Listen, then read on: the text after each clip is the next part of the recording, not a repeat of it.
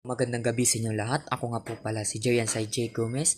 At ngayon, tatalakayin natin kung ano ang ikaapat na pananaw ng globalisasyon. So, bago tayo magsimula, ano nga ba ang globalisasyon?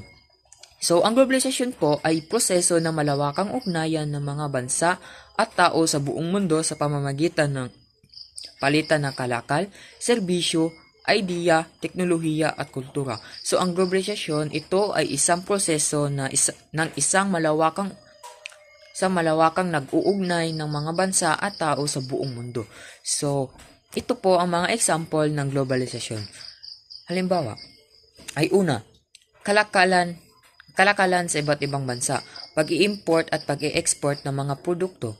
Pangalawa, paggamit ng internet at social media para makipag-ugnayan sa buong mundo. So, naiugnay po ito dahil marami pong mga tao ang nagva-vlog kung ano ang nangyayari sa kanilang bansa na nag-iimpluwensya din sa mga nanonood nito.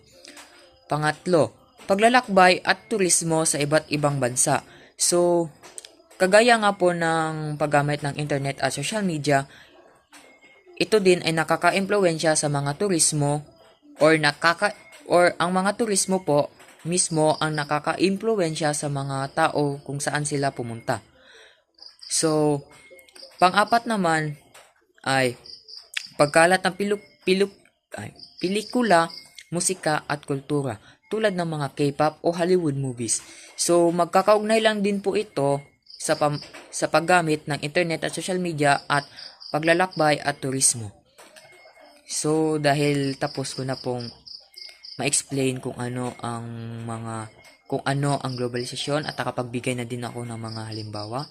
Ngayon ay tutungo naman tayo sa kung ano ang ikaapat na pananaw ng globalisasyon. So, ang globalisasyon ay maihahawig sa pangatlo na pananaw ng globalisasyon. So, magkapareho po sila dahil pareho silang nakabatay sa kasaysayan at parehong kinikilala na matagal nang nagsimula ang globalisasyon hindi lamang sa modernong konsepto. Parehong tumutukoy sa epekto nito sa ekonomiya, kultura at lipunan. So, ito naman ang pinagkaiba ng pangatlo sa ikaapat na pananaw ng globalisasyon. So, sa ikatatlo, nakatuon sa isang mahabang yugto o waves or epoch. Tapos, ang ikaapat naman ay nakatuon sa isang tiyak o